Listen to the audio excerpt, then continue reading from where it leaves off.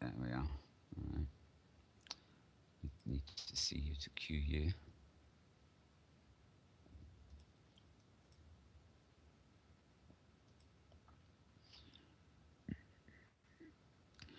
All right, 16, 15, 14. This is the quick bit because there are lots of shorts. 1, 3, 2. That's good. And cross here, then I cue you.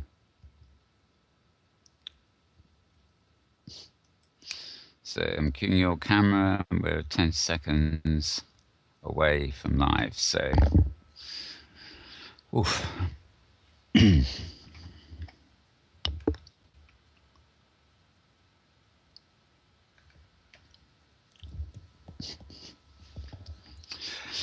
Well, hello again, everybody, and welcome to the Inworld Review, where it's the 29th of September, mere days away from the 1st of October, when Halloween begins in the virtual world, even though it doesn't come to the end of the month in real life. Now, we're all in a bit of a flurry here today. It's probably going to be a rather short show. As you can probably see on the camera, there's only two people here, namely me and my lovely Tara. Hi, Tara. I can do that bit. Hi, Mel. I guess I better unmute myself, huh? Yeah, something like that. I can do that bit early, you see, because we don't have so many formalities to go through. Yeah. Now, the reason we're all on a lonesome is that it's been a very, very busy time, oddly enough, and people are either exhausted or doing other things. The Avenue magazine are having a big week-long event, which is actually being streamed every day live over on AView channel right now. And so we're without our beloved Pet Love. But I would like to thank Angie Mornington for being here, who's acting as camera for the show today. Thank you very much for being here, Angie. And I hoped we were going to have Ziggy Slade to talk about Gem Pandas and Rosamu Mendelssohn from the hunting fraternity, both of whom have not kind of shown up, even though they were on Skype earlier confirming it. So exactly what's going on, I don't know. I don't know at all. But maybe it is for the best. Maybe it is for the best. For once, we will have a good old Malantara show. And maybe somebody will drop in whilst we're on air, but unlikely, I think. So I'll get to the normal stuff and read out my sort of highlights from the open Sims and the greater metaverse first of all. Although there is a bit of crossover here, I said things have been busy this week. One of the things that happened yesterday and the day before is a major disability rights conference took place, partly organised by Gentle Heaven and Virtual Ability. And it happened virtually inside Second Life at Virtual Ability's sim. It was broadcast. The whole darn thing was broadcast, which explains why some people are exhausted, over on Metaverse TV's business channel. And well, everybody there is recovering. But by all accounts, it was a very successful event indeed. Also, we don't have Sapphire or Duza with us. Duza because she's exhausted, and Sapphire because, as usual, she's found something else that she's got to do. But both Sapphire and Duza arranged, as you heard the other week, coffee mornings. Friday was known as Coffee Morning for Macmillan here in the UK. Macmillan nurses, or Macmillan, the organisation, are responsible for caring for cancer sufferers. And the coffee morning is in real life, people invite friends around for coffee and they kind of pay to come, and they pay for the cakes and the coffee and stuff like that, and all the money they pay gets put in a little pot and sent to Macmillan as a donation. And we thought it was a very good idea to sort of mimic this in Second Life. Sadly, I have no reports from Sapphire on how well hers went. I know they had Vic Mornington and various people streaming sets there, and sort of they were selling cake and stuff like that. A similar event happened at Metaverse TV put one on.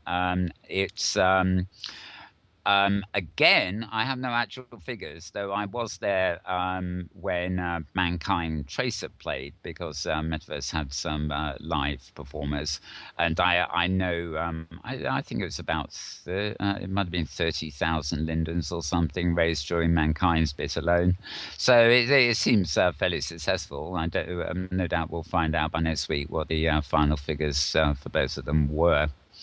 But that is something that took people's time. And I must admit, I woke up on Friday thinking, right, well, there's this, and this. And I sort of abandoned them all because there was too much choice.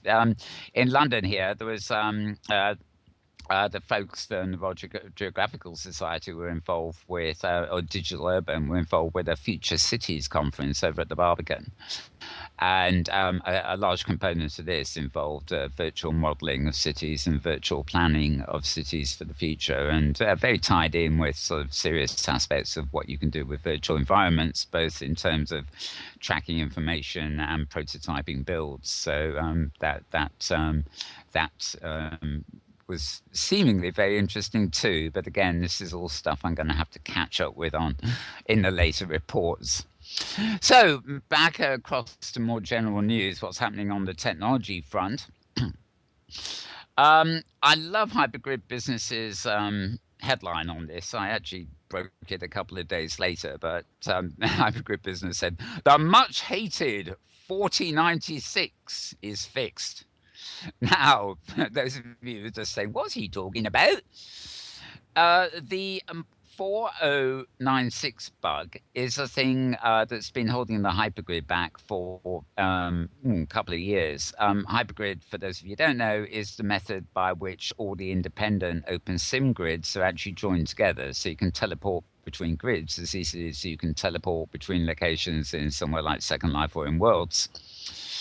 And basically, it has been impossible because of the region distances to teleport from somewhere like at the bottom of the hypergrid to the opposite side of the top of the hypergrid in one swoop. So a lot of teleports, or hyperjumps as I would call them, actually took two leaps. You had to leap to a midpoint and then leap to your final destination. And this was due to a bug in the code called the 4096. Well, it has been found and fixed. The whole issue is now resolved, and although it would depend on your viewer and the grid you're on as to whether they've brought it in, it's all now in the official OpenSim code, and it means that the hypergrid jumps are now one jump away from anywhere, absolutely anywhere on the hypergrid, and that is going to make life a lot easier because you're going to be able to keep landmarks for very distant grids and just be able to make the jump in one foul swoop. So that's great news indeed. And it might be, Mel, I might note on this, since you've picked up this one, and that means this piece of Eat Your Vegetables I can skip. It's probably wise to advise people that it will take a while for this to actually propagate throughout OpenSims, any place that is hypergrid enabled, to get the code in place. So don't expect it to be in place now, or even tomorrow, or the end of 2 weeks from now for all Sims. But it's a simple. I love the line was that the fix is a one-line change that any viewer team could easily implement. Yeah, that's from Emerald. That's from Emerald. Yes, Emerald regarding the fix. Right. So. It sounds very good. Actually, OpenSim things tend to move rather fast. I suspect you'll find it's the smaller grids and ones like OS Grid themselves that will implement it very quickly. And certainly the Singularity Viewer, I think, has implemented it already. So it tends to be the larger grids where changes have to be sort of considered a little bit more, that will be a bit behind. But I'm pretty sure that within a couple of months, you'll find it working pretty everywhere. I would expect so. People are too excited to wait more than a couple of months. Yeah, it's funny. It's Sean Emerald is the name. Commented, it'll take a while before the 4096 bug totally fades away, but it will. It's dead and just doesn't know it yet. Yeah, fairly good. And now, oddly enough, again we featured a clip on last week's show about the lost art of Myst, which isn't strictly virtual worlds, but many of us in virtual worlds were very taken. I'm not particularly a game player, and anything involving shoot 'em ups, I'm dead on the first frame. But I got really hooked many years ago on it was really the first major game for the Mac. It was called Myst, and no doubt you've heard of it. It was brought out on game platforms like CDI machines, and PC versions came along, and sequels came along, and you can now get it. It completely remastered, or even the old one. There's two versions you can get on iPad these days. But it was the idea of a world where you just immersed yourself, wandered around, discovered clues that led to other clues, and it was a game, but the structured gameplay was in some ways rather freeform. You felt like you were exploring rather than playing a game and following a sort of route. And there was a very interesting literary backstory written to go with it. It's it's the 20th, 30th anniversary or something this week. There's been a lot of coverage in the blogs about the birthday, and a lot of discussion. Must be 20. Yeah, a lot of discussion on its actual lack of impact, and it was Dusan Reiter, our old friend Dusan Reiter of Metanomics, that actually tweeted a link which I retweeted, which was he described as an epic article. It certainly did go on for about several thousand pages, which is a big article for a web page. But looking at it really from the inside and everything, but also praising it for sort of really being a pioneer in changing the face of games, and quite possibly in doing so be leading the way to what we now call virtual worlds. So very, very interesting coverage there, and I think we do owe a considerable homage to that. I'm curious, Mel. I'm curious who would say that Myst had a minimal impact? Because I would say it's one of the landmark games of the computer era. Yeah, I think it was interesting. The tone of the article, it wasn't critical in any way. It was sort of really saying that they thought the floodgates would open and there'd be more Myst-type things, which moved away from the shoot 'em up and the more traditional sort of approach to gaming. And although it was immensely popular, as were its sequels, there wasn't a rapid emergence of similar games at the time. So its legacy to us is quite huge, but and it did turn the gaming world on its head. But in fact, the gaming fraternity, as it were, still ended up pursuing, should I say, some of the more juvenile type games of shoot 'em up. Yeah. Well, if you consider the age and gender of the typical game coder, I think you have your answer. Yeah. What do you mean I got shooties? I can't shoot it. Yeah. So, I mean, I often have those moments in sort of tranquil, landscapey sort of places. I like wandering in Second Life when I've got the time. And, if they're surreal enough and sort of deserted enough, you get that feeling of Myst, because there were no other characters in Myst. You were on your own in this deserted piece of history virtually that you had to explore and figure out for yourself. So I loved Myst and Riven and the various follow-ups. Yes, that I have often, it's I would say of any game that I've ever played in the game sense, Myst is a total standout for exactly those reasons. It's evocative. The artwork was spectacular. The puzzles were real hard. Some of them were real easy, but boy, there were some of them that just, I went around and around and around. Hours. I think I played it for about 2 months, and then I cheated and went out and got the cheat book. And I'm pretty sure there were a couple I had to use the cheap before. I was just getting nowhere. Uh-huh. Now the truth comes But, out. this was meant to be a wonderful lead-in for Rosimu from the hunting lot, who was meant to be here today. Because you get this in Second Life hunts a little bit now. You got it's usually a matter of finding things, a bit like games on the iPad and stuff like that. You don't have to shoot up a million things just to find a prized new jacket. You go along and you solve the clues in the hunt and hopefully find the location where the prize is hidden and things like that. So it's nice leisurely fun activities, as it were. Right. So what else? Slactions, which is an event that was held. It's held a bit in real life and a bit in world. It happened last year, and I, Dusan, and Safia did a session there talking about television and machinima and stuff. I don't know the full details yet, but there is a Slactions 2013 coming up in, I believe it's November, so we're going to be looking out for that.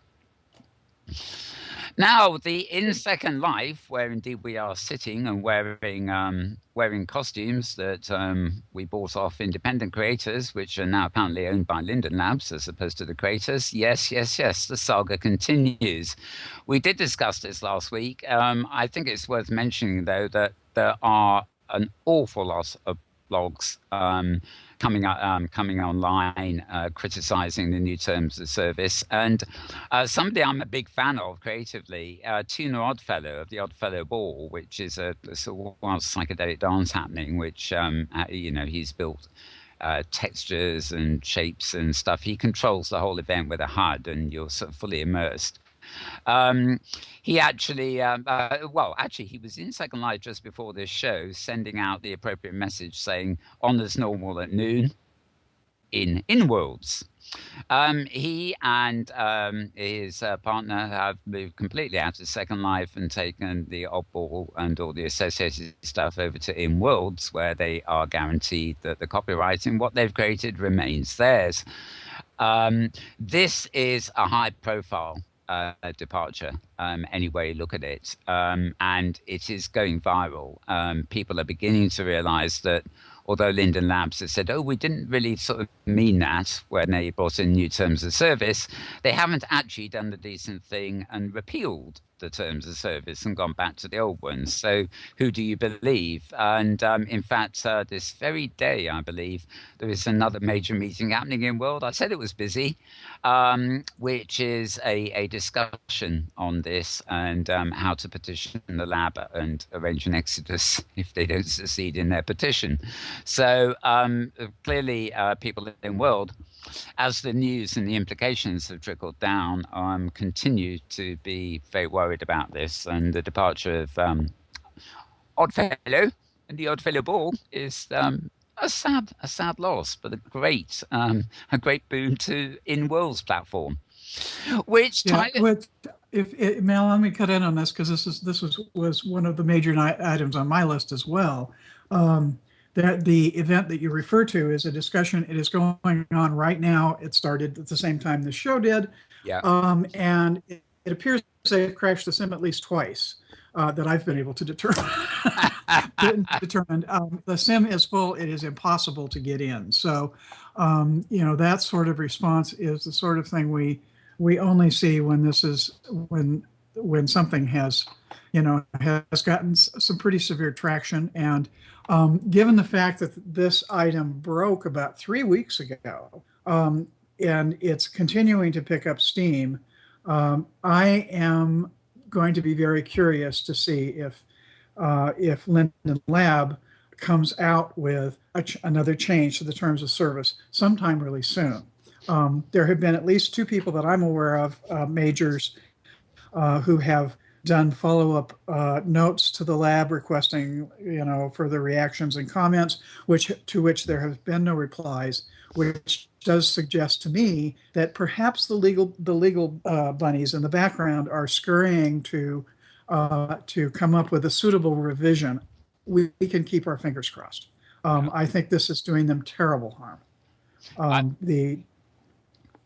I think so too. I just came back to the blogs, for example. There's one, this game distribution company, Desura, or whatever they're called, the Linden Sports. I mean, Mhm. there've been a couple of blogs going up there, alleging that this is all a ploy so they can outsource material from Second Life through Desura, by forcibly owning the copyright of everything created in it. So people are going off at all these sort of tangents, and I'm not surprised that event is um, Pat. packed indeed. I did say we were all on our lonesome here for a reason Yeah. today.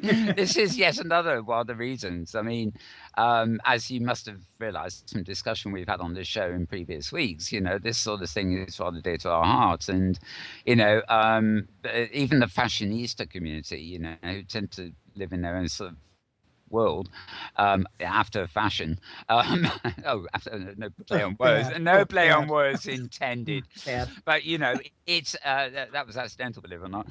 But the news sort of filters down, and a lot of people, including myself, will have sort of so desperate to log into Second Life to do something that we didn't actually read the terms of service when we logged in. We just realised there was a change and accepted it. I was forewarned, forearmed, and I've never trusted Linden Lab with any proprietary stuff of my own anyway, so what the hell. But a lot of people will sign it without realizing what they've signed, and the word slips out slowly. So as you say, it's gathering momentum, and we're going to be keenly watching events. Yeah. I wonder I wonder if somebody at the lab is on weekend duty, being told to pull the plug on that sim.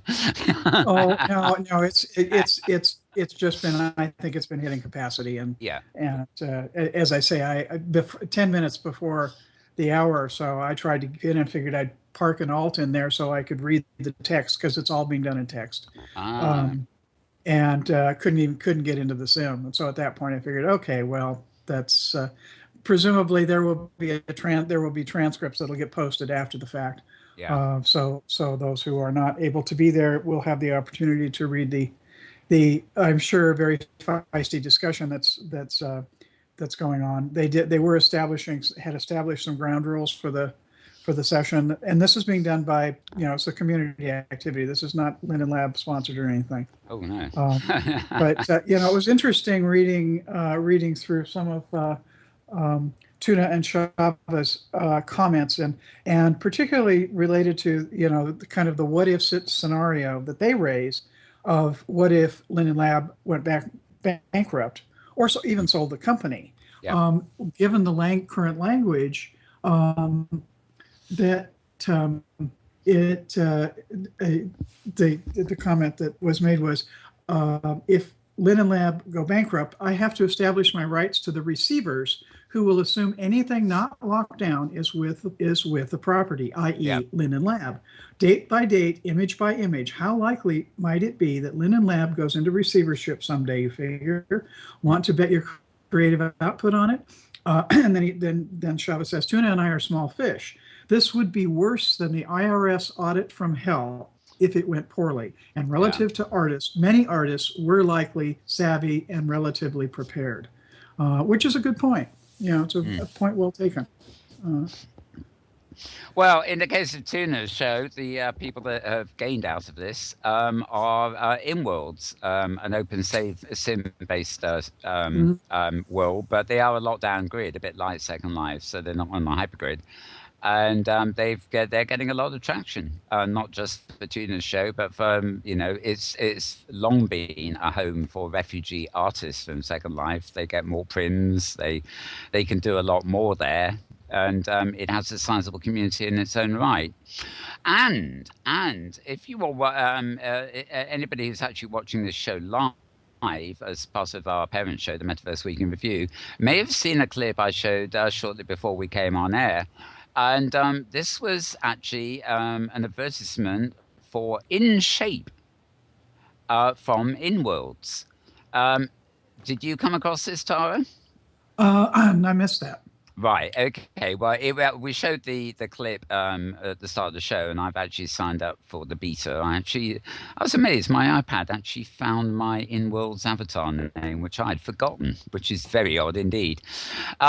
Basically, they are developing an app for your iPhone or your iPad called In Shape, and this actually uses the iPad's camera to allow you to walk and run and do exercises in world on the InWorld's platform. So it's not tactile in the sense that you can use it to move your hands and arms and things like that. The whole thing is that you can actually do exercises whether you're out with an iPhone jogging around or whether you're actually doing a treadmill sort of job on your own floor where you're not moving anywhere. You do it in front of your iPad or iPhone camera, and the movements are mimicked by your avatar in Worlds. And they have a whole back end for keeping track of your fitness and everything. I've actually signed up for the beta, and I had to actually specify that I'm seriously interested in using their product to improve my health. So there you go. Whenever I get the test flight app or whatever it is, I will let you know more. But basically, you log into InWorlds and you load this app onto your iPad, and it transmits your iPad's camera to your avatar in the InWorlds platform. How it works, presumably there's an InWorld plugin to help it activate and everything else like that. If there isn't, then presumably one could use it in Second Life too, but I think that's unlikely. But certainly they're moving ahead. I suspect this is going to be a really interesting thing. If you can imagine, just exercising rather than sitting in front of your screen and actually walking around in the virtual world just using the camera, whether you're trying to keep fit or not. I mean, it's opening up avenues of interfacing possibility. And talking of which, I'd finally took delivery of a Leap device earlier in the week, and I tried to program it using one of their App Store programs to replace various keys on my keyboard. And I was hoping the arrow keys that allow me to walk forward and back would work, and they did on the desktop, but they didn't in Second Life. But interestingly, the mouse zooms and the keys I programmed for that did work. So I was actually able to flap my hand. I push my hand towards the screen and I zoom forward in camera mode, pull my hand back, and it zooms out. As usual, it's a problem zooming too far and you end up in mouse look, which is something that happens anyway. As anybody who uses camera in Second Life a lot knows. But unfortunately, it didn't work for the arrow keys. So still fiddling with that, but it does show quite a lot of potential. It's not the sort of thing I would use all the while. I kind of like the idea that it's an auxiliary thing where I can be on my keyboard or mouse as normal. But then if I want to do something simple like just turn left or turn right, I could just flip my hand. And have it done. The idea of keeping my arm in the air, and I know you agree with this, Tara, for any given long period of time is quite strenuous. But it's a quick lift and flip is something I rather like the idea of as an auxiliary way of navigating. Yeah. I need to probably fiddle with mine some more again now that it's been a little while, and you have one too. But yes, the reaction I had was the positioning one needed to do where it needed to be positioned relative to you was a pretty narrow window of height and doesn't work very well with my PC. Probably with my Mac it's easier. I've actually got a spot I could stick it, and I haven't actually loaded the drivers on the Mac.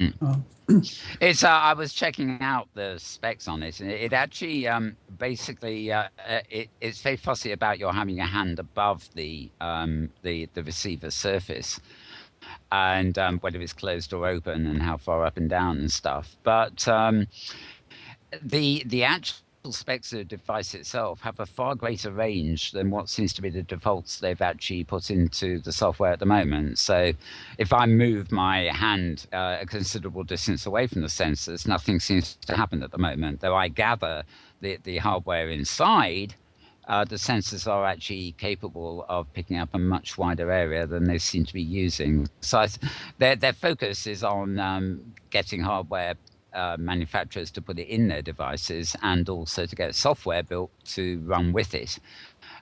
So they're really just providing the array of sensors and putting together the logistics of the circuits or whatever, and they're relying on other people to incorporate the hardware and write the software to run it. So as more stuff comes online, it'd be interesting to see where that takes us.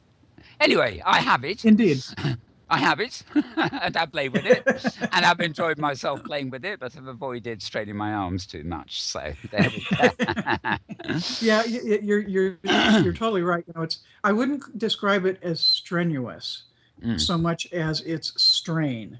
It's like you do any. It gets into some of that murky repetitive strain area that certainly bothers some people with keyboards and mice, where they get repetitive motion issues develop. And just if you take your hand, if you hold your hand out from your body, kind of in a straight line, and you get much above about 45 degrees, you immediately start feeling it in your shoulder, on the back of your arm, especially around the shoulder. Something I found. Something I found interesting was it felt more natural using it when I was standing up. I guess we're used to flapping our arms around when we're standing up, but less used to doing it when we're sitting. And we do use our arms actually quite a lot, but it's like you've got to imagine the difference when you're standing up and you're highly animated. People like me flap their arms around while they're talking, but we don't hold them in the same position all the while. We flap them around. And, there's some aspects of using this seemed rather like the thing where you're holding your arm in the same position all the while and, say, rest your elbow on the table and stuff like that, and which makes perfect sense if you want to use it a lot. But no, I think it will find its niche for sure. But I don't think it will be, I think it'd be like when we were talking about Oculus Rift and all the other things that are coming online. They've got their uses, but they're not the complete picture. People are more likely to wear the super glasses or whatever they're called than the Oculus Rift. Gamers will love the Oculus Rift. All the techies will love it for a while, but then they'll start getting motion sickness and all sorts of things, and they'll think, oh well, that's just for the old 10-minute excursion and not for full-time use. Well, also that if that the degree to which that is a real issue, I can guarantee you that there will be adjustments made so that is not a factor to the degree that some people have described it as potentially being. The people at Rift actually did post a blog saying they've acknowledged this and they are working on modifications that will limit this. So they are aware of it. And it's probably a good idea to keep in mind that the Oculus Rift is probably at least a year away from actual commercial release. So that's, I guess I'm having this kind of interesting stand back and wait and watch reaction on the discussion, because there's certainly fanboys and girls who think it's the best thing since sliced bread and is going to revolutionize the uptake of places like Second Life. And then there are those who say, what turnip truck did you just fall off of about it? So it's it will be interesting to see how that all plays out in reality. And I suspect those fanboys won't be choosing Second Life. They'll be choosing Grand Theft Auto, whatever it's called, or something like that to do it in. We'll see. All this interfacing technology is fascinating. It's great, but they're all annexes to our interfacing ability at the moment. None of them are a major leap forward in themselves. Whereas something may come along that will, like lightweight glasses or something that may enable us to advance on this, but we will see. Now, another thing that I considered to be a rather major news story this week, which does touch on the metaverse, but particularly touches on machinima, really. Many of you will be familiar with the difference between what's called CGI and what we call machinima. Machinima stands for machine cinema, where you create characters, construct worlds, and basically film within them. These can be contrived offline, like in programs like Movie Storm or whatever, or they can be inhabited. In other words, you have real actors, real performers, and stuff, and they're actually filmed in a virtual world, an immersive environment where the actors are avatars, but they're still actors. They're not constructs that the director manipulates. And I'm a big fan of inhabited machinima. And less so, although I like good machinima, however it's made, less so the sort of non-inhabited kind. And a good example of the inhabited machinima would, of course, be Sapphire's Black Mirror, which we're always hearing about here. And indeed, our camera person today, Angie, works on Black Mirror too. So, taking the whole sort of cinema production ethos, as it were, and bringing it into immersive spaces and, with inhabited characters and exotically built scenery and animations and the whole works. However, to get to the gist of what I'm talking about here, you may have heard of a company called Lucasfilm. They once upon a time they came up with a old-fashioned special effects movie called Star Wars, and then another one, and then they took a break, and a while back they did another set of 3, and now they've given Disney the rights to perpetuate it evermore. But that's a separate story. Lucasfilm was born out of Star Wars, really, and they formed Industrial Light and Magic, the special effects company, and they pioneered a lot of CGI, computer graphic work, over the years. And indeed, one of the reasons they made the second Star Wars trilogy was that after 25 or 30 years or whatever it was, they've suddenly turned around and said, right, the technology is now fit for us to do it. Some would argue that they forgot about the storytelling in their rush to embrace the new technology, but I'm not going to go there. Lucasfilm themselves, however, do continue as an independent company, despite being contracted to Disney for Star Wars and various other things. And they have made an announcement this week that over the next 10 years, they are going to be using game engines to render movie scenes in real life. Now, this to me is big news, and it should be big news for what we currently call the machinima community. The difference in what they're planning to do is at the moment they film live actors against green screens. They animate offline using very high-end CGI techniques to render digital composites, digital environments, and then they mix the live action figures into them. You can do other things this way, of course, but that's basically a good example.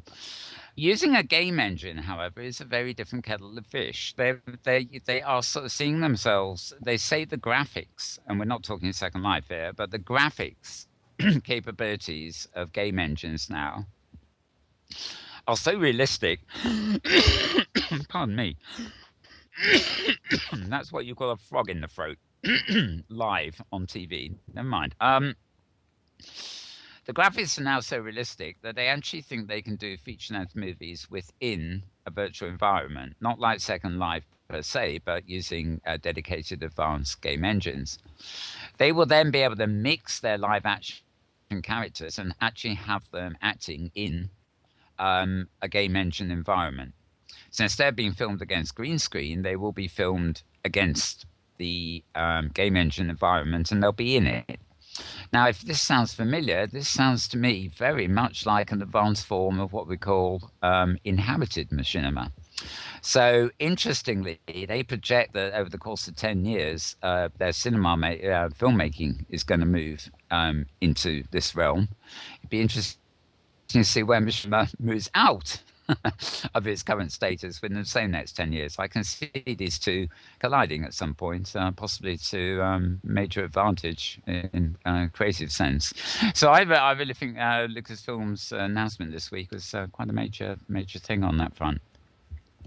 Well, and it also, Mel, that really ties in with my sense from all comments that various folks are in the machinima production community have noted that it has such potential for reduced cost production of things like commercials, and also, its potential for use with music machinima. So, this is certainly in line with all that in my mind.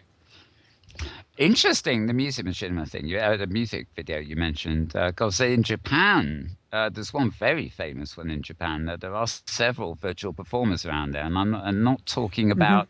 I'm not talking about friends of ours like Inworld who come in virtually to do concerts as they do in real life as well, but actual live performers who appear as virtual characters on stage. They're holographic projections and things like that, and they rig the whole stage set virtually. Yeah, but to all very extents, intriguing.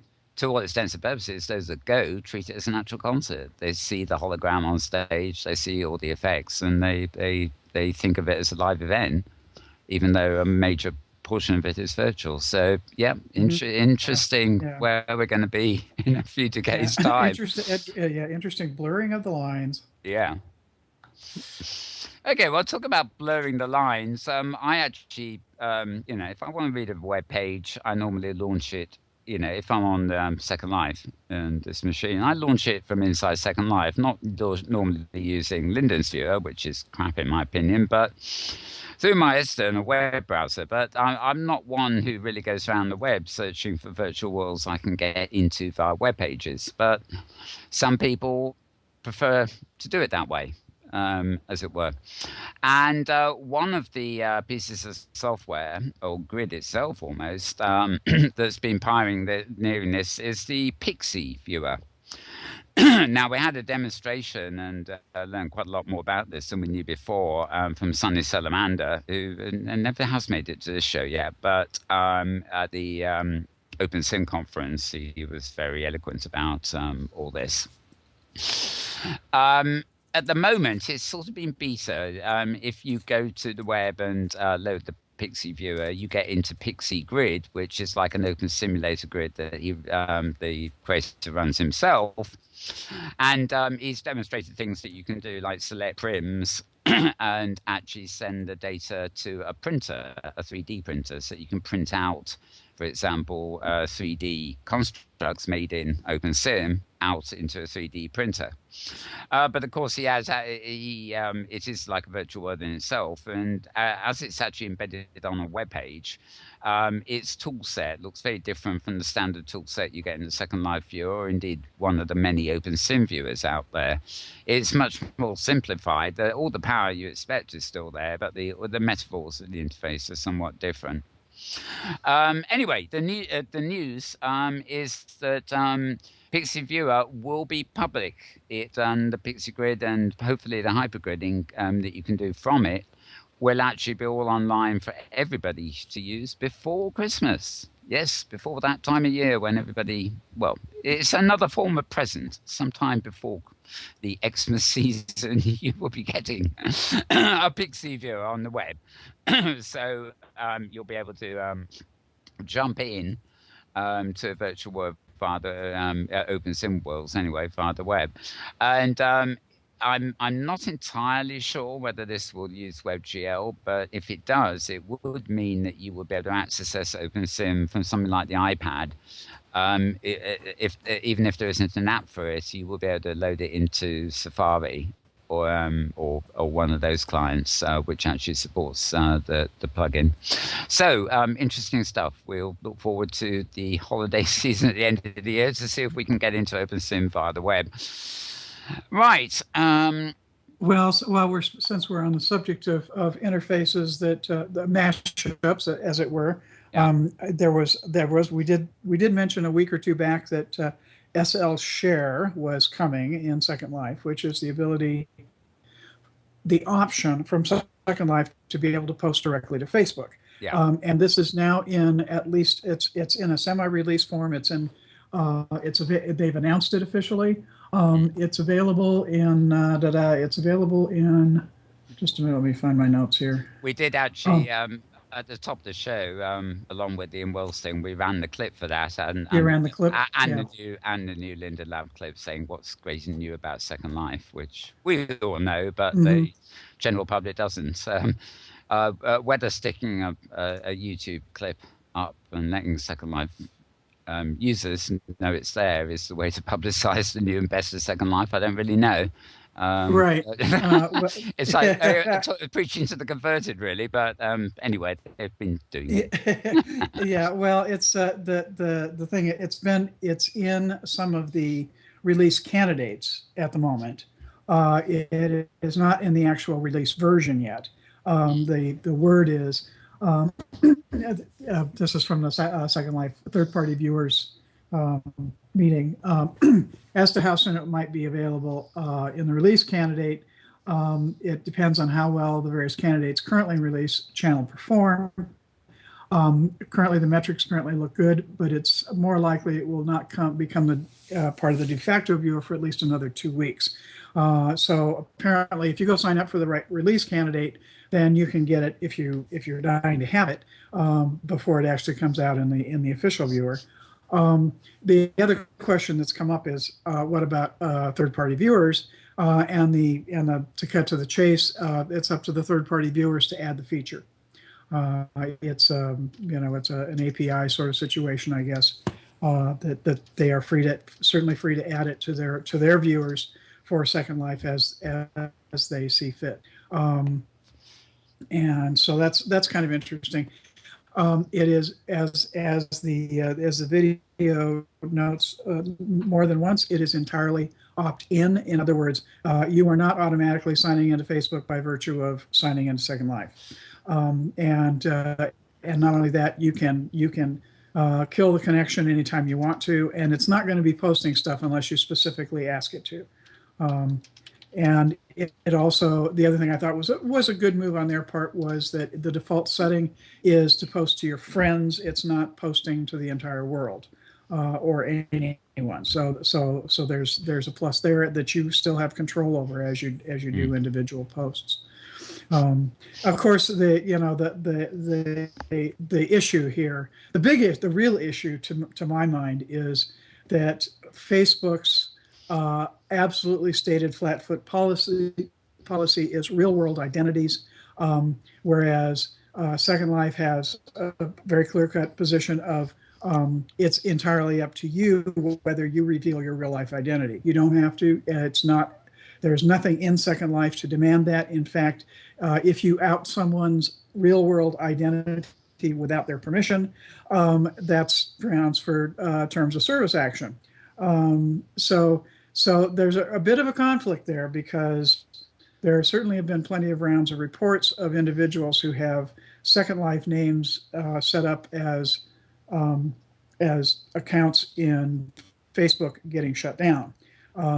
So those who have them probably exercise a certain amount of circumspection about how they use them to avoid drawing the attention of the Facebook Nazis and losing the account.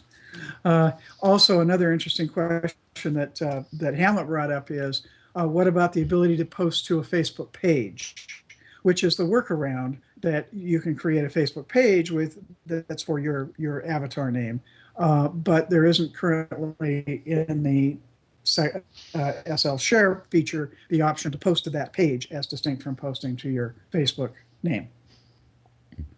Good point. So it's interesting. I can't see myself using this because firstly I do use Facebook. I've got what you might call old friends and real world friends there, and I don't actually post anything to do with Second Life into Facebook. I use Twitter for Second Life, and I'm more flexible with Google Plus. But so I certainly won't use it. There is that avatar identity and real world identity issue, but also I'm surprised that Linden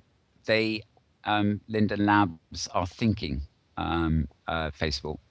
Facebook to me seems to be one of those things we discussed this in the past. It's on its way out, not on its way in anymore, and it doesn't really have the it's well, I don't know. I sort of can understand maybe why, but I don't think it's a particularly long term good strategy. I mean, I think they'd be better incorporating things like Twitter and Google Plus or something like that. However, However, now while you've been chatting here, I've actually been joined on the seat beside me. But at least I can see her name tag by a great old friend of the channel here. It's Slim Warrior. Actually, Unfortunately, Slimmy is behind the curtain. She's oh, that's why you see her name, but not her avatar. okay. Well, Slimmy, if you care to walk forward, I'm going to bring you into the Skype call too, if that's okay. So that will just take me. She may need. I'm not sure if that object is We're ad-libbing this Phantom. show. Oh, it is Phantom, so she should be able to walk through it. Yeah, that's. Oh, she can't. She says in chat she's frozen and she can't Skype. So I guess we'll just have to enjoy the fact that she's here but not here. Oh, well, there's same things. I think I'm going to relog and come and join the audience, she says. Okay, are you there, Slimmy, on Skype? It looks like you are. No, she said she can't get into. She can't Skype. Oh, Cannot okay. Skype. Okay, Yeah, she said that in chat. right, she's actually showing on Skype, but never mind. Okay, well, we'll continue where we left off there. Anyway, so yes, good luck, Linda, now with the fast book, is all I can say. That's what I call it. And now I'm just looking, we have had some interesting stuff here this week. We've had Lucasfilm announcing that something akin to machinima is the future of mainstream cinema. We've been remembering Mist. And another thing, very interesting, cropped up on the web the other day. Some of us, I know Tara and I'm not sure about Angie, but the name Timothy Leary may be familiar to some of you. Now, Timothy Leary was known primarily as a sort of hallucinogenic explorer, I Yeah, turn on, dare tune say, in the Yeah. 60s, back when LSD was not only new but still legal. Turn on, tune in, drop out. Right. Well, nowadays it's turn on, tune in, log in, or something. However, what many people don't know is that in the later years of his life, Timothy Leary was a pioneer of video games and indeed virtual environments. He advocated them, oddly enough, in relation to his previous notoriety. Because he felt these methods of immersion and the use of technology to create sort of out-of-body experiences and things, it had a great future.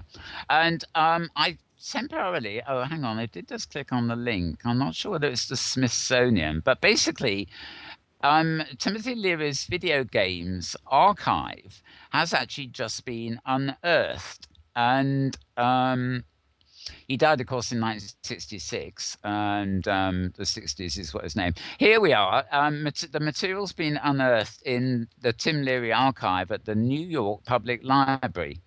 And people are saying that this material may have finally earned him respect as an earlier adventurer in another arena, video games and virtual worlds. Now, I don't quite know what's in this archive, but I do know from the time, and we're talking late 80s, early 90s here, that he was doing an awful lot of work with virtual simulations and online communities and various things. So there could be some very interesting stuff coming up here. I'll have to follow some links and find out a bit more about it.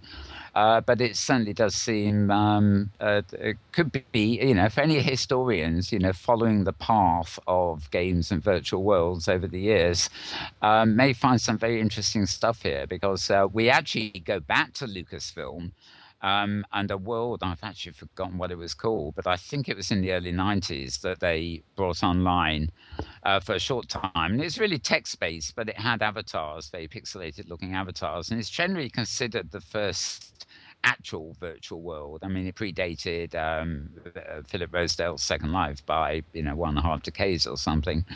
There were obviously chat rooms and things like that before, but nothing that actually incorporated avatars and mixed the text and avatars together. I wish I could remember the name of that, but that was actually down to Lucasfilm too. And the Timothy Leary stuff actually predates that. So what's coming, if we get to see any of this archive online, it could be very interesting indeed. So I thought I'd get a little plug in for the late Mr. Leary there. Right. Very interesting blogs this week. There was a major paper did a thing on why one day virtuality will be in every home. This is interesting. It wasn't about Second Life. It wasn't about OpenSim. It was just, articles saying that, this method of interfacing will be in every home. Well, it can be at the moment, but I think you catch my drift. And the social media. There was a blog here. In fact, I'll try and open it while I'm talking, which may be a way of bringing in a little bit more context here. They're talking about social media graphing and stuff. Now, obviously, the thread, when people are talking about this kind of thing, is the Facebooks, the Twitters, the LinkedIns, all the social networks that come together. But this is an article in a website called Wired State. And the headline is Tracking the Social Graph Online, How It Began in Worlds and Games. And the biggest focus of this article is actually an online game called The Sims, which, of course, many people who you'll now find in Second Life and similar places actually were in for a long while because it didn't involve creating things, building things, and it involved community. And it's basically the social graph is the exposure of the network of connections of human beings combined with other data and the implications involved. And the writer of this article is excellently saying that really the pioneer here were the virtual worlds and games like The Sims, where they all the data, the participation, the community, the engagement was all actually pulled together. And that without these pioneers, the lightweight things like the Fastbook and Twitter that we have now really might not exist. I mean, because, the Twitter is a text-only feed. The Facebook includes, posting media and stuff like that, but they're all small offshoots of the totality of immersion that we actually know with virtual worlds and to some extent games. So it's quite interesting to see that article coming up too, actually, and giving some credit where credit's due to The Sims Online. I should add that this article, whoever wrote this article is a big fan of Will Wright, who of course is now one of the board members of Linden Labs, who runs Second Life here. They're looking quite a lot at his work in the process. So you can find that at Wired. Actually, it's, I'm getting a rather odd link here. Oh. No, actually, I know whose blog this is, actually. I think it's Prokofy Never. If you go to, it's not her blog, though. If you go to 3D, that's the letters, the number 3D blogger at typepad.com. And you look for the section called Wired State. That's where you'll find the article. Interesting read. Generally there. In fact, a lot of interesting reads. Well, and actually, the reference to The Sims, if in fact Prokofy is the writer of the article, it makes perfect sense because that's where she got involved. She migrated from The Sims to Second Life when The Sims folded, or in its first round. And I know she was part of that there were a number of people who migrated from the Sims to Second Life, in that era, which would have been the fairly early Second Life, 2004 or something like that. Yeah. Okay, well, behind the scenes here, I've just shut down my browser, which is dedicated to all things open, metaversal, and whatever, and I'm opening up the other browser, which tells me what my links in Second Life here would be for the week. The various hunts and various things that we're scheduled to talk about, especially with our hunt. There is actually, I was reading this morning, and I don't know whether I've actually got this. There is a hunt on, or an event on, called Hunt Rock My Hunt or something like that, which is raising money for breast cancer at the moment, and is going on for about 3 weeks. I don't suppose you know anything about that, Tara, do you? No, I haven't actually checked out recent hunt news, other than one that was taken to task for using artwork that had nothing to do with, had not been sourced in Second Life at all, as their promo picture. And also apparently was fairly misleading about the contents of the hunt, which contents tend more towards the gore and bondage end of the spectrum, and less towards the fantasy end of the spectrum. And indeed, when I looked through the pictures, I said, okay, well, that one I'm going to give a skip to. When I looked at the prize options, and there's not much of anything in there that I'm interested in. So that's the extent of my knowledge of recent stuff that is just starting. Obviously, since tomorrow is the 30th and the last day of September, there are probably a number of hunts which end tomorrow. So if you're into hunts and you've missed and something's been going on, you'd best check the calendar and get on it today or tomorrow if you had planned to do so. Right.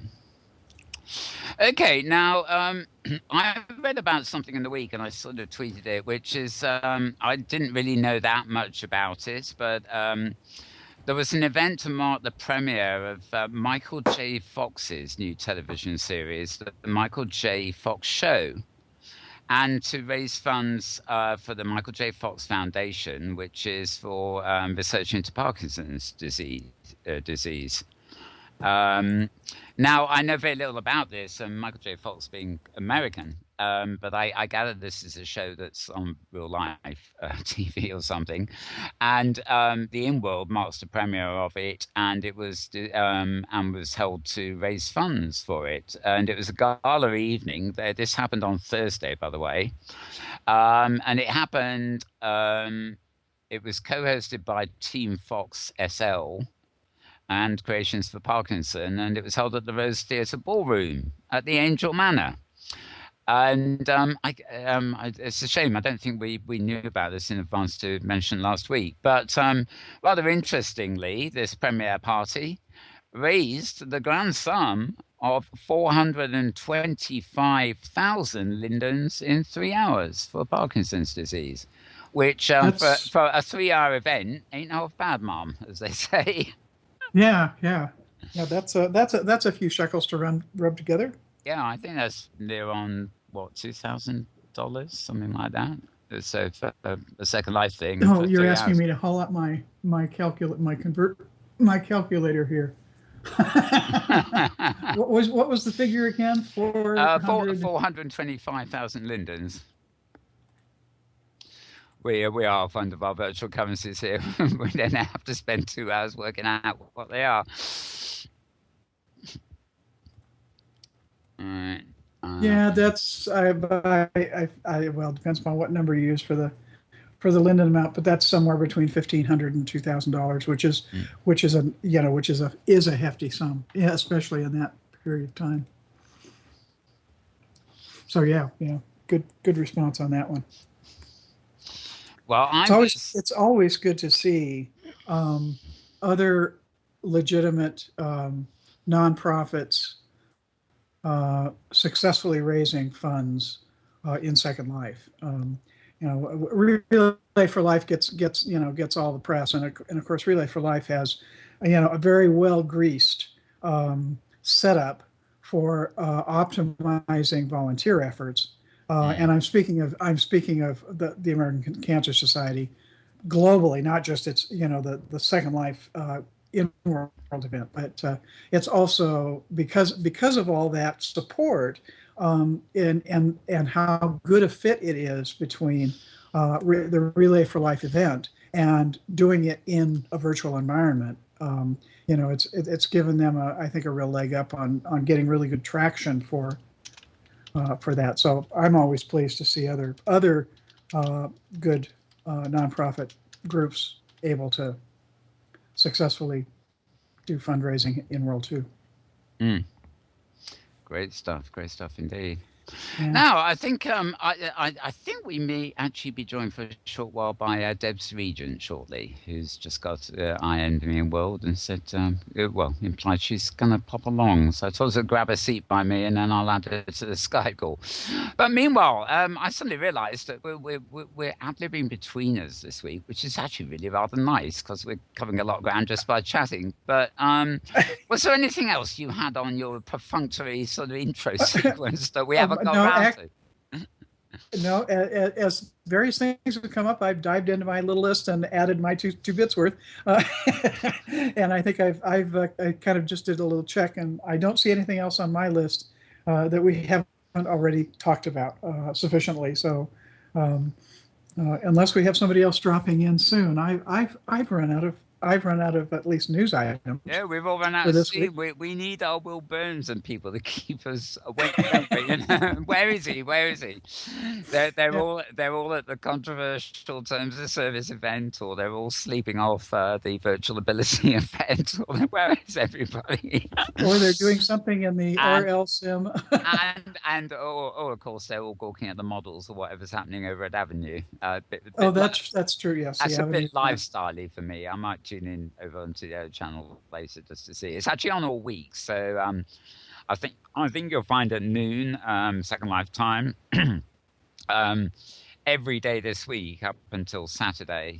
You'll find on the AV channel live stream that broadcasts from this event going on. So it's a pretty high profile thing, and obviously these kind of events get a lot more traction than serious talking heads like us, eh?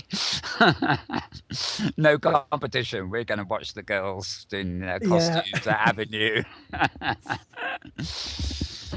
So yes, maybe I should actually send a direct TP to. I pasted the slow for her in in Deb's thingy, and we'll just see. I hate talking dead air when we're online, but and she's not in the Skype call, so no, I'll add her to the Skype call when she gets here. Is what they told us. So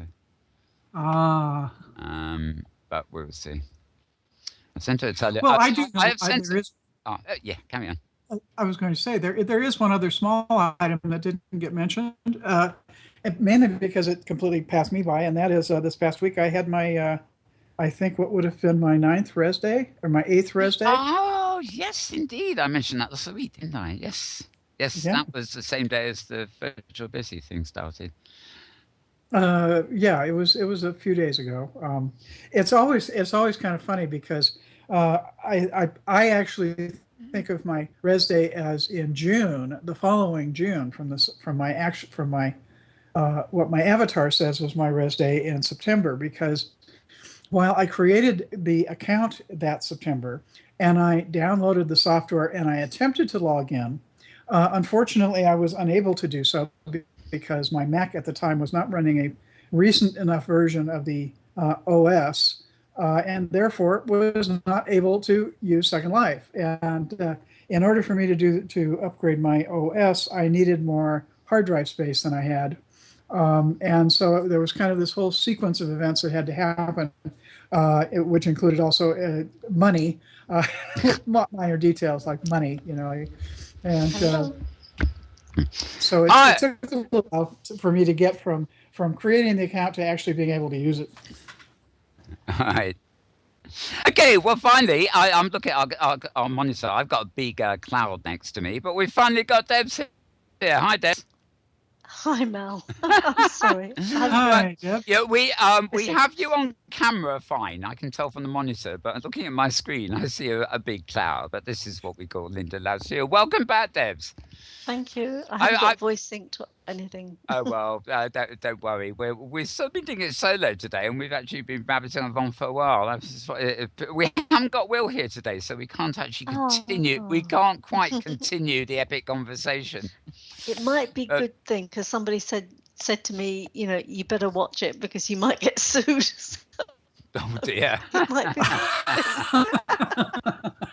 Yeah, well, one can hope that we have no responsibility for whether or not someone violates their NDAs with other corporations on our show, since we do not have any such, and we certainly aren't telling anybody to talk about anything that they have an NDA that covers. Oh no, it wasn't NDAs. It was. We were getting a bit political, I think, with last week. Oh. I think we were just talking as people, human beings, people, Exactly. human beings sitting down together tend to talk about things they find to talk about in common. And that's tough shit for the NSA or whoever if they don't like what we're talking about. I was like, I'm not going to go there. Don't go there. Anyway, we're in England. We're not run by them people. We got our own GS HQ to worry about. Hello, guys. Are you enjoying the show? Are you the ones who are causing the lag on the stream? Sorry. I should not be. I should not be super flippant, actually. So anyway, good to see you again, Debs. How's your virtual life been this week? Quite hectic. We've been talking with people in the Builders Brewery because we're building this sort of massive London project in Avination. Yeah, you mentioned. Yeah. Well, we've just taken on 6 more builders. So these are all mesh builders. So yeah, it's good. It's coming. It should be there for Christmas. So is it all mesh? Is it an all mesh build you're doing? Yeah, it is. Mate, 32 sims of mesh. 32 sims of all mesh. Wow. Oh, yes. Okay. Yeah. Well, it's very funny. Earlier in the show, we were talking, yes, again, we had to mention the terms of service change and the movements of people as a result. And, like many people, you just sign the terms of agreement update and don't realize what you signed. And apparently the word has actually started filtering down to some of the people who would initially be less concerned. Tuna Oddfellow, who does a wonderful show in Second Life, if you've ever seen it. He and his partner have just left Second Life for good. He did pop in to actually send a slill to the Inworld's location they've moved to. But it does seem to be having repercussions. And oddly enough, it's not OpenSim and the hypergrid that seems to be benefiting at the moment. It is actually worlds like Avination and Inworld, which still do allow people to keep their own copyrights and stuff like that, and terms of service are a lot clearer, even though they are actually walled gardens like Second Life. So there is. Yeah, exactly. I know Avination do want to join the hypergrid if they can find a practical way of doing it for their particular requirements. But it's interesting, we are certainly seem to be witnessing another mini exodus from the like we had with the educators a couple of years ago. And with all these things, with all these things, what you have to ask is, if Linden Lab turn around and change their minds and get worried, will these people come back? Some educators have sworn that they just don't trust Second Life and they will never come back to Linden Lab products. Others say, well, if the price is good enough, it is a good place to be, But, Exodus is, if a community moves on, and they remain together as a community or form bigger or greater communities, then, they're not going to voluntarily go backwards. They're going to be going forwards. That tends to be what the word exodus means. Very true. And that's right from many, many years ago, thousands of years ago. Do Do you anticipate? I mean, just forget in terms of service and all that at the moment. I mean, do you anticipate any kind of exodus from virtual London in Second Life to the new mesh, the Avenation grid, or do you see them separately? I see them totally. It would be nice for people to have an existence in both places, which is what seems to be the case. Is increasingly people are sort of logging into one, logging into another. Each has its merits, but really, I see them separately. I mean, Avenation is, in terms of technicality, an advanced platform over Second Life, but Second Life is a busier platform and it's a more popular platform and is a better known platform. So if you ask me to choose, between the chocolate ice cream and the chocolate cheesecake, then I want both. Yes. Yeah, bad point entirely. I mean, I was saying earlier at the top of the show that, I've never invested anything in terms of creative intellectual property here, and certainly filming stuff is not anything, we might use the platform, but it exists outside the platform. It's the recordings on the TV channels outside Second Life. So I'm not really too bothered, although, I have money here and I've spent it on assets here. And of course, it's always felt like trapped, I don't put any money in, so I think I've got nothing to lose. I'll just need to spend it and think of it as a microcosm. But, for people who actually do earn money here and, are effectively being told that their property is no longer their property, it's fairly alarming. And, now we're actually seeing the fashionistas and people getting involved. There is, and Tara was checking this up while we've been on air, there is actually an event about how to petition Linden Lab or what to do about this situation going on in Inworld, and it has been crashing. It's happening at the same time as this show, as is Avenue production going on. So an awful lot happening at the same time here.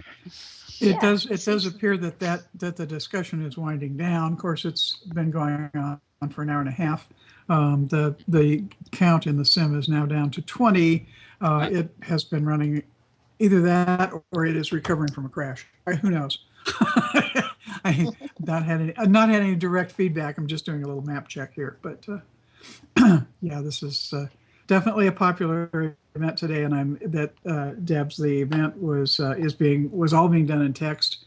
And so I'm guessing that there will be people who will post transcripts of the event after the fact. So anybody who wants to read the tirades will have the opportunity to do so, and I'm sure there'll be plenty. Well, I've actually circumvented that.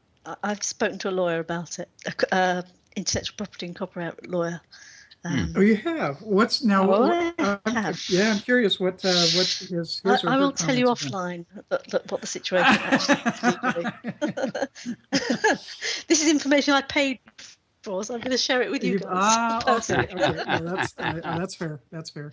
Well, I guess my money is betting on Linden Lab recognizing the error of their ways and being behind the scenes, paddling madly to get a revision put together to their terms of service to address this, because I think they're doing themselves terrible harm with it.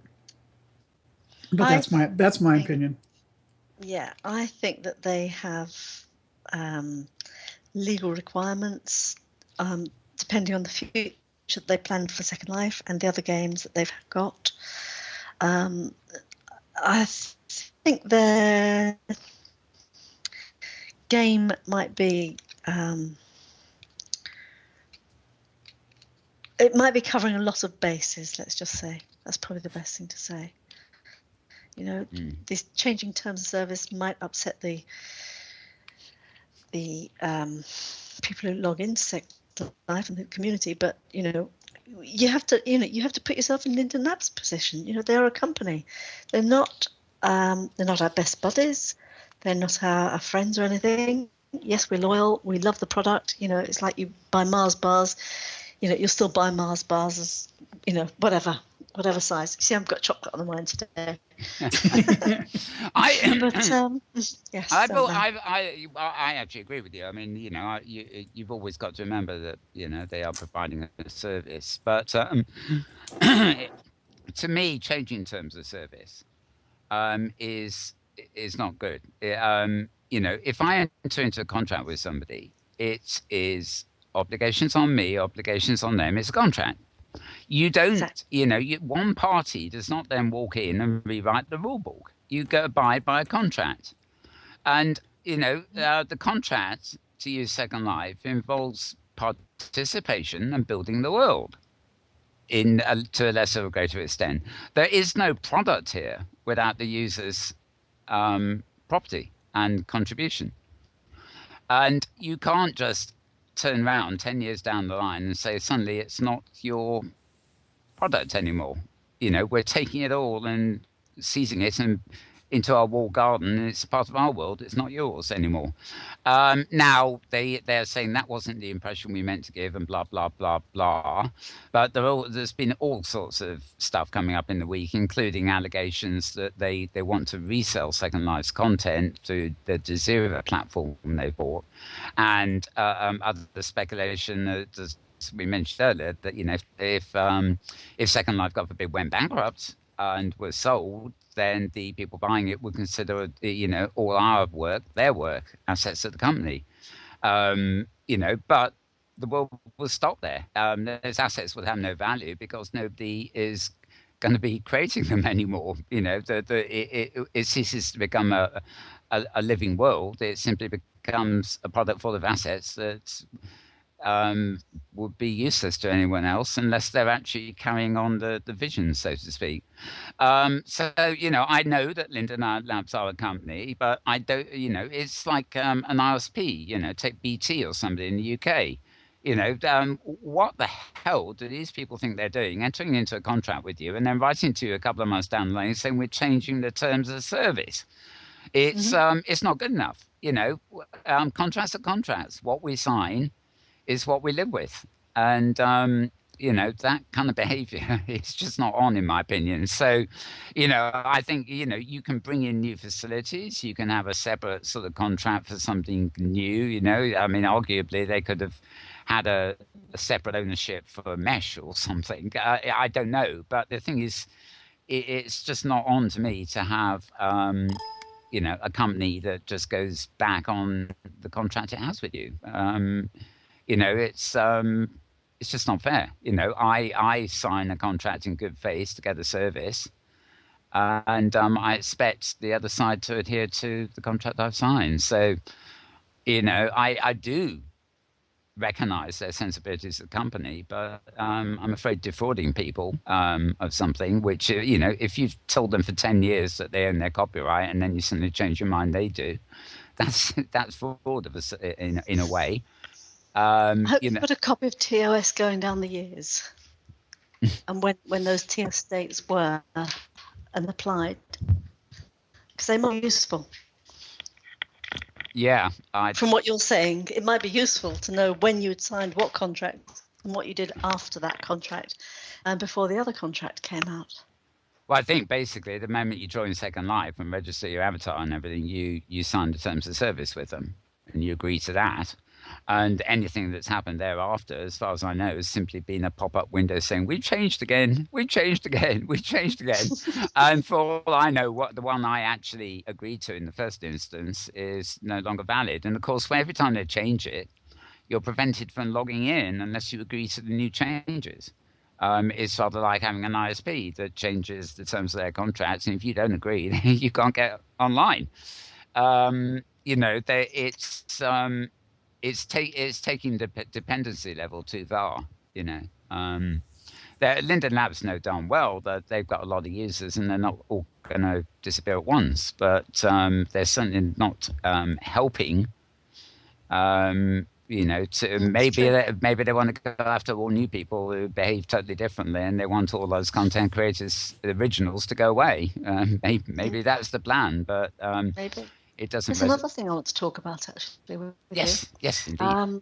I had to create an alt for a business function in my Sims. And I created this alt and I went through the new user process. It's completely changed.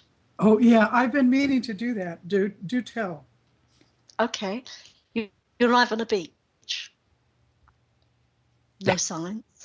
Okay. You're all piled on this beach on top of each other. You don't know what to do. And I stood there for a little bit. I stood my avatar there for a bit and watched what went on.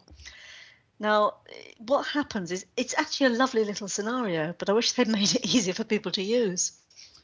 You land on a beach, and to the left-hand side or right-hand side, depending on which way you're looking, there's some steps going up the cliff, and that takes you to a bridge where you've got to navigate over, and that takes you to an island where you have a lighthouse and various different things.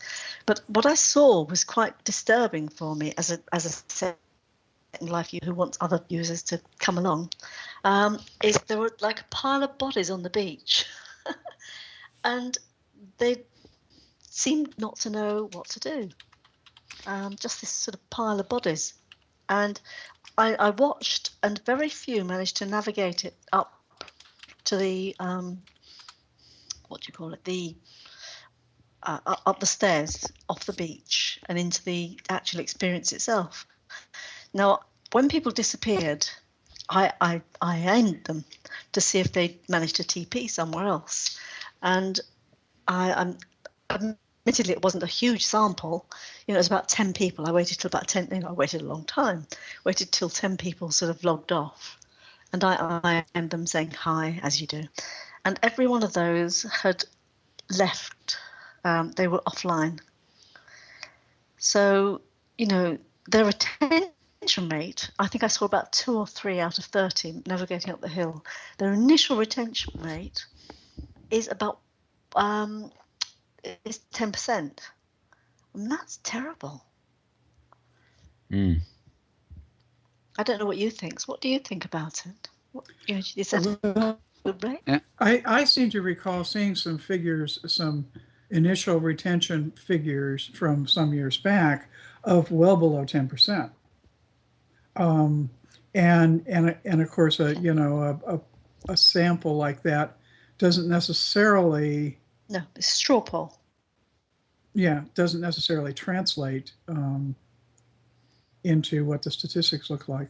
I was aware that they'd made changes, and one would presume that they're continuing to make changes because retention, getting people past the initial login experience is a huge roadblock, and if you don't get people past that, then you're certainly not going to gain new users. Well, I'm comparing it to when we used to be a gateway, because we got about 70%, which was quite. We were one of the top ones. That's fair enough, but we were getting 70% retention rate. Compare that to the 10%, and I wonder if it's. I suspect it is low. I mean, I've I think of real world people. That I know who I've convinced to log in once or download the client and see what's going on. There's people that aren't interested at all, but there's other people that will try. And that, something just puts them off. They find it scary or too time consuming or something. I certainly, as far as people I know, I tried to introduce Second Life. I think it take us really low. But I think the other issue is where you're trying to get people from. Now, I suspect that your PR for Virtual London, for example, originally and whatever, you're attracting to people to London. You probably had a good. You were probably targeting people to log in and sign up, as it were, that were. I don't know how to say this. You probably breached some kind of level of interest that got them to come in the first place. So they were more likely to stay with it and go through the learning curve. Because there is a learning curve. You've got to be in the environment for a while to get used to it. It's like any piece of software or whatever. Some people don't make the jump to even realize their avatar is them, for a while. But I can also see people like Linden Labs, throwing their advertising out, via Google ads or whatever. And, the ads for Second Life and what you can do, come and make your avatar, go to concerts, blah, blah, blah, sort of is interesting enough that, a certain percentage follow it through. But when they get there, they just can't understand what they got themselves into. And then they just disappear again. Yes. There's very, if I tell somebody, come and make your own avatar in Second Life, that's fine, but it doesn't tell you, and, come and attend a concert or something. Dress your avatar up, play around in stupid Linden Lab only toys by being a premium member. What all these sound like little advertising catch lines, like the sort of thing I'd read when sort of if you want that T-shirt even whiter, change to this brand of washing powder, kind of Yeah. thing. It's all very catchy advertising, but it doesn't inform people of what they're really getting into. And Very true. so I can see a lot of people logging into Second Life because they finally think, oh, I'll try it out. I saw the ad on Google, or I saw the ad somewhere here. You never know where these things pop up. But I always laugh when I go to Second Life's website and see a banner ad for IMVU. Because Yeah. it's fed through Google, and they simply feed similar links to the site you're going, that will interest you at the site you're going to, even if it's a direct competitor. It's daft. But you are forewarned is forearmed, and Linden Lab do nothing to try and describe the experience of Second Life to anybody. They simply describe the possibilities, and they give people no idea of exactly what they're getting themselves into. And I think this has a lot to do with it, because if you have a central hub, you're attracting people interested in London, maybe Londoners, then they're one step closer to being in the community of what they want the moment they log into your hub. Whereas if they land at some Linden hub somewhere in the middle of nowhere, well, a beach by the sound of it, what do they know? Sure, there'll be the odd thing telling you to press your arrow key to walk forward, and a few things for the basic interface, but they're not pulling you into a community. And the mentors that are few and far between. The people that the existing residents that hang out at these landing points tend to be pervs, as we call them, so trying to jump on all the new women coming in. I mean, it is not, it's not the whole process of signing up, getting in, and making yourself at home, and getting involved with the community and making friends is not intuitive. And there's nothing really explaining that procedure. The procedures that are explained are all technical. The mechanics of moving forward, and the mechanics of taking something out of your inventory. And There's lots of assumptions made when you arrive there. Yeah. You assume people will know. All right, so there's that little screen at the top that tells you how to do it, but it doesn't tell you what the goal is. If they're aiming at gamers, then they need to say, have a sign on the beach and say, your goal is to get off the beach. Try the hillside or something.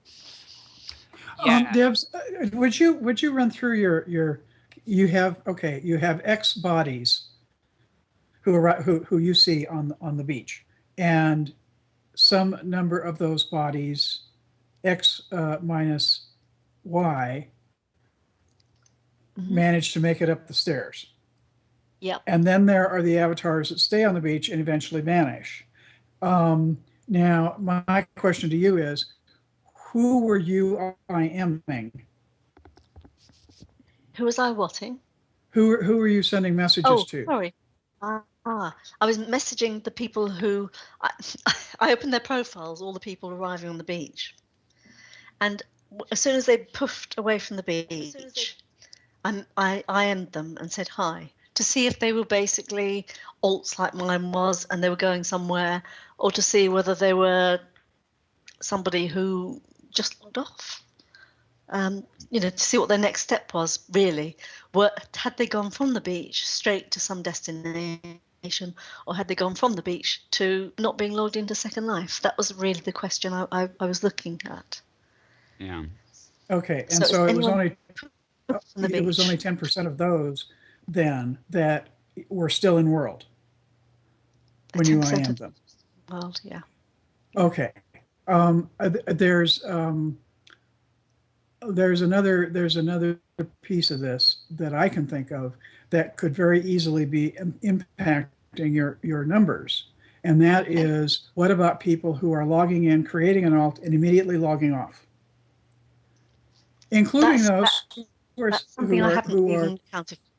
Yeah, including those who may be creating alts for nefarious purposes, because we know that they're, your typical troublemaker is an alt that's just been created or was created a month ago and has just been sitting in reserve until that person is ready to use it to come in and grief in some fashion. So, and that would be another, another set of but Tara, that would still come into existing users then. I was really just looking at new users.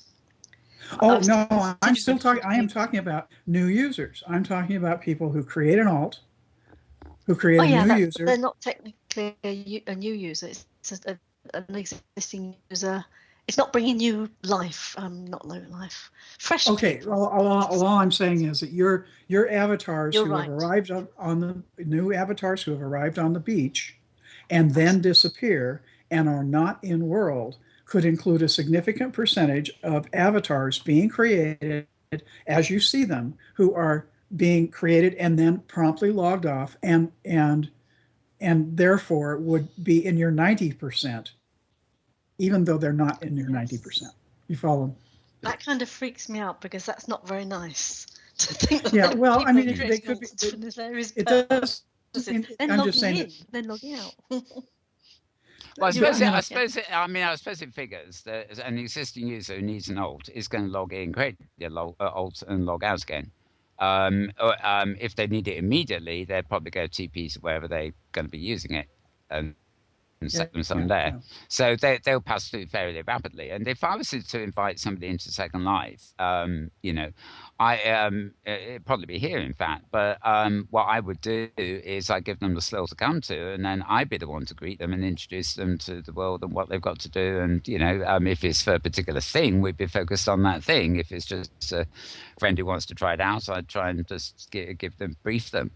And a lot of the privately run portals as well behave that way. You want to get them to your portal straight away, and you want to be friendly and introduce them, and sort of chaperone them around for a while so they get their virtual legs, so to speak. And this, to me, is the thing that's missing about Linden Labs' one size fits all approach. They're not addressing the person; they're addressing the technical side of what to do. How to move rather than how to engage, I think, is maybe the easiest way to put it. So, I think if you deliberately want to bring people in, if I certainly want to bring people in, I'll bring them to my place and I'll personally chat to them so they get used to talking to the avatar, and then, go through whatever they want to know. You can't do that as one size fits all. You can have mentors and greeters and things like that, but if they're tending to lots of people at once, they can't really pay attention to the individual and help them with that initial learning curve. I think Tara hit on something as well. What about these people creating, armies of alts? Because people are creating armies of alts now. Yeah, it's quite shocking. I can also think of situations where, depending upon time of day or whatever, just for instance, a group of educators who are still using Second Life, they might come in and they might create, a batch of new accounts to cover their students, so that they maintain control of those accounts rather than having their students create them.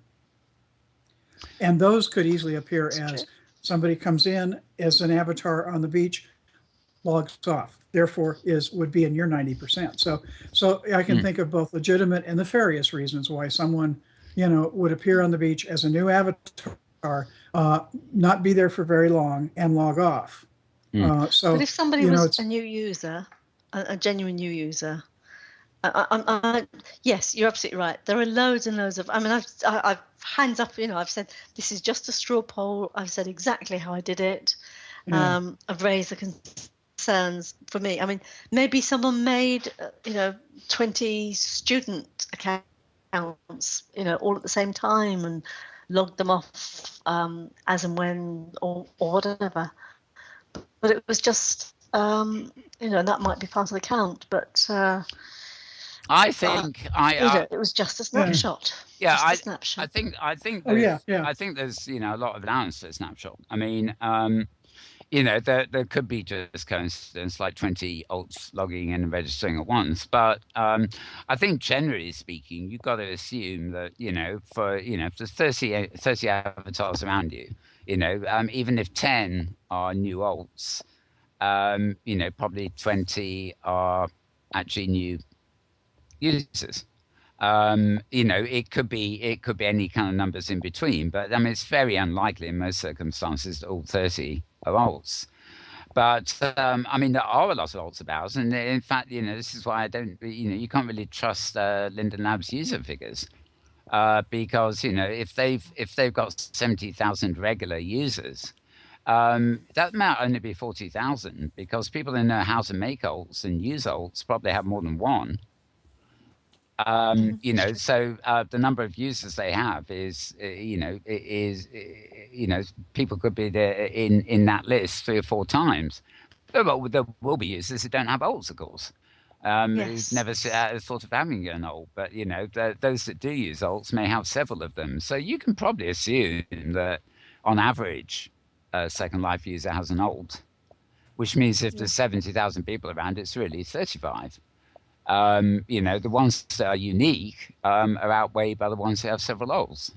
So we never truly know what those figures are. Well, and neither does Linden Lab. Well, that's what I mean. Neither does, and for that matter, neither does any other game that talks about its user numbers, because short of doing some fairly sophisticated IP address matching. That's what I was about to say. And even then, that isn't going to get you very far, because anytime you have, for example, taking education again, taking any university system where you have dozens of computers connecting on a single IP number. Yeah. So the number, so this, a matching IP can be blocking thousands of people. Yeah. No, I quite agree. I mean, I was thinking the IP. Anyway. There was something else you mentioned, and something else, with all the numbers of people coming through nowadays. And I would like to congratulate Linden Lab on this, because for many, many years, they relied on press coverage and other people's sort of marketing and things like that. At last, they're doing some advertising, some good advertising and some marketing, and they're really sort of coming through with it. I've spoken to marketing people in Linden Lab before, and they said, look, we just need a budget. At last, thank you, Linden Lab. You've got a budget and you're doing it and you're advertising it. Yay! That's probably more significant than people are willing to give it credit. That is actually very newsworthy, I think. It is, yeah. I mean, advertising is everything. I mean, it's a shame we're relying on it, but I mean, if they are spreading the news, so to speak, yeah, that is a good thing. It's they still have the problem of engagement, keeping people when they come in, of course. But it's, yeah, I mean, it's if they're getting information about the product, the world out there, then yeah, all to the good. I wonder how much of it's pitched to gamers and how much of it's pitched to regular users. We don't know. Well, you don't know, do you? I mean, we don't know where they're going. I'm not sure they know either, to be really honest. I mean, they've got so many different. Linden Lab appear to have so many different strings and different things in mind. And I would love to just pick Rod Humble's brain for 5 minutes and find out, what's going on. But wouldn't we all? You and other people too. Yeah, wouldn't we all? I think we keep saying this fact quite a lot, much more than Philip ever did. It's sort of that it's measured as to when when the information gets out.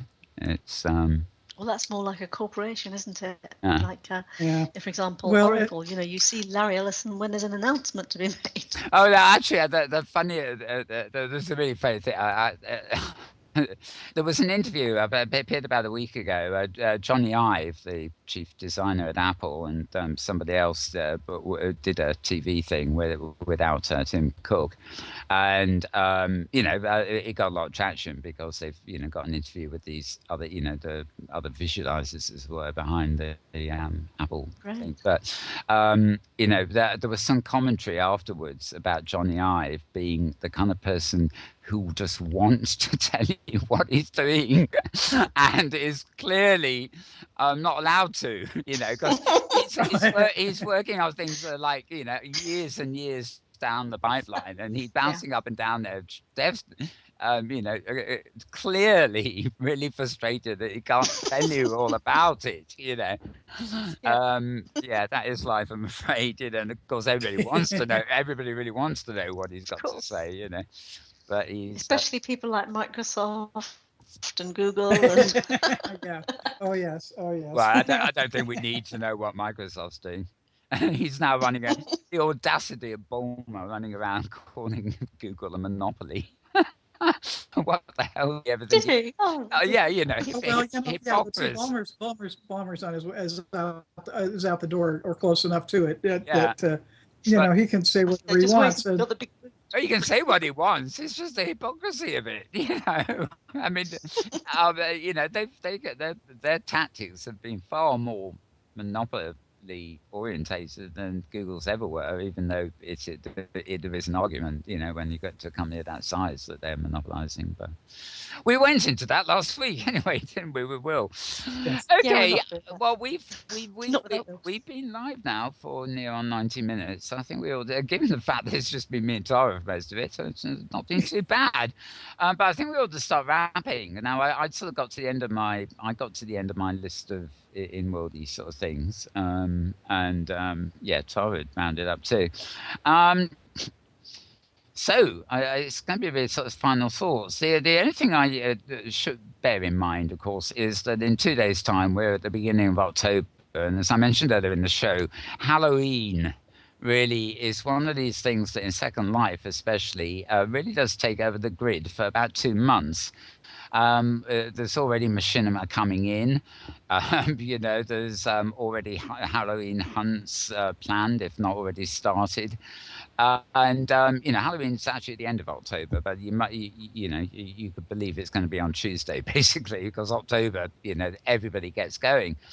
For my part, I've been saving a few of the machinima, putting them aside in a folder to run on All Hallows Eve as a special show, complete with the title, Halloween, an immersive Halloween or something called it. It's fun. It's have you got any thoughts on Halloween? It's not like the normal vampire role play or the horror role play. It's a sort of real potpourri, isn't it? Of sort of goblins to vampires to zombies and everything lurking under the bed. It's a bit of everything. Is it my turn to say? It's quite fun. Yes, indeed. What do you think? What have you got planned for Halloween virtually? Big groans. We've got everything planned, like everybody else.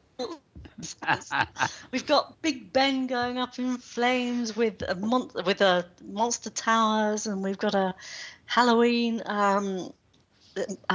zombie zapping competition with real guns. It's basically a hunt. You go around the Sims and you hunt these zombies down. We've got a Halloween biker sort of thing going on with the what do you call it? Sort of Ghost Rider. Goth stuff. Sorry? Ghost Rider. was what I was thinking of. But... Yeah, that kind of thing. Very gothic and that kind of thing. You name it. I think everybody's going mad. And do you know when we start? Tuesday. Hey, Mel nailed it, huh? But it'll be fun, But one thing we're doing is we're going to do something that's going to be really fun for us anyway. We're going to blow up Big Ben for Bonfire Night, which is something that Americans don't know much about, is it? No, Tara's heard of it, but Guy Fawkes Night is probably better known. But we always cover that a little bit on this show when it comes around, because being British. But I mean, it's so soon after Halloween. I mean, when I was a kid, 30 years ago or something, well, longer than that actually, but Halloween wasn't really celebrated in the UK. No. It's come in, in the modern sense of the word, from America. But of course, we always did have our Guy Fawkes Night, our Bonfire Night. So now, Halloween, of course, falls right into it. I mean, Halloween night is 6 days before Guy Fawkes Night. So there's all that, it's just that time of year. And then it's the slow build up to Yuletide and Christmas, or whatever people call it. I think Christmas will start on November the 1st this year. Yeah. If we're lucky in the States, well, the sequence of events in the States is, of course, after Halloween. The next big holiday is Thanksgiving, which of course is U.S. specific. And time was many moons ago when the Christmas push didn't really start until right after Thanksgiving. But anymore, the advertising for Christmas starts as soon as Halloween's done, and in some stuff it starts before Halloween, which is quite annoying on that front. So there's there is that other piece in there, and Thanksgiving has never been, other than the occasion upon which everyone overeats, has not had a commercialization to it beyond the grocery store, which is kind of a relief.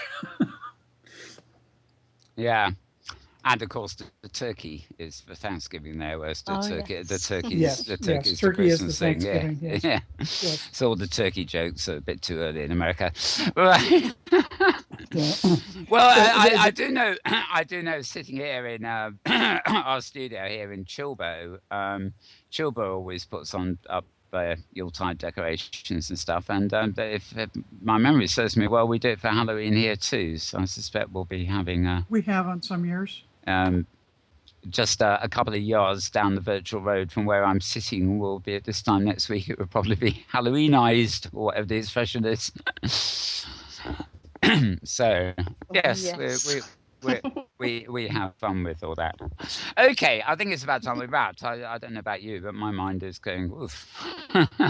It's one of those weeks where I can't sit back and listen to other people very easily because there aren't too many of them to listen to. You do great talking, Mel. It's nice to listen to you. So.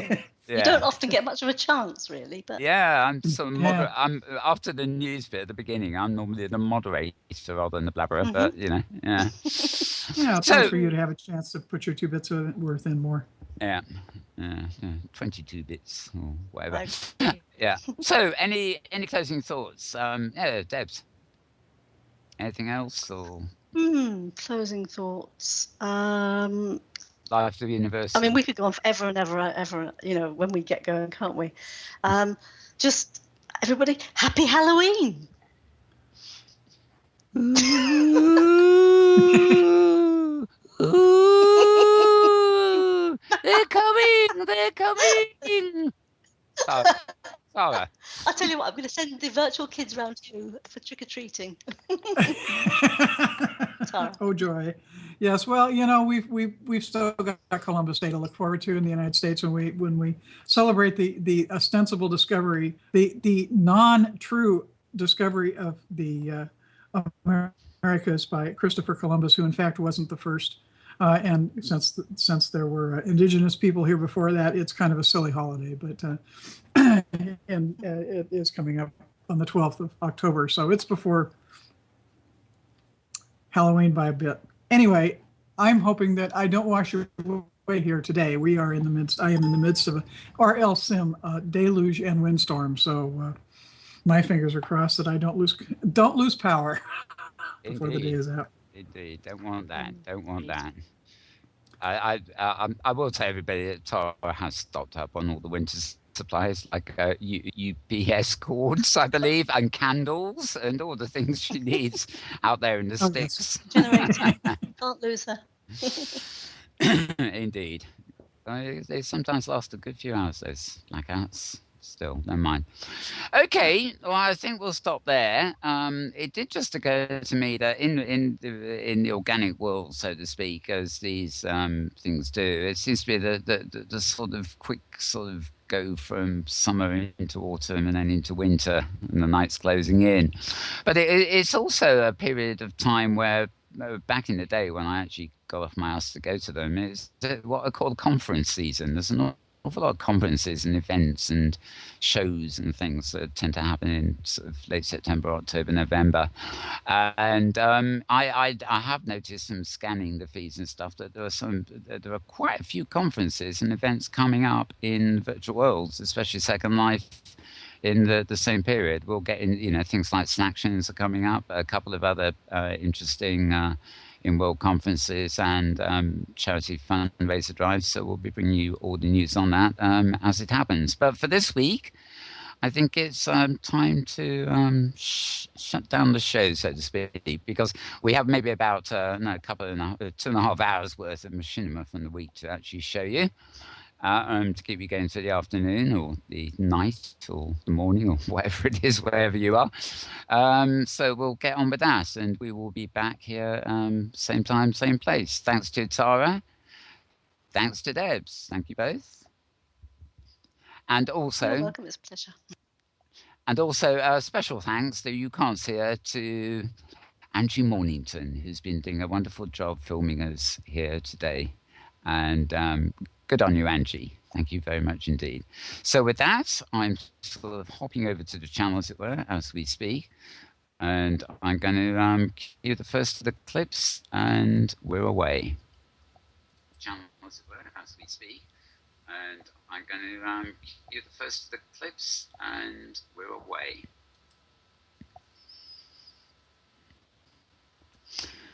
And we are away. Back to the second part of the Metaverse Week in Review. I think we are. Yes, no, we are. I was just waiting for the lag.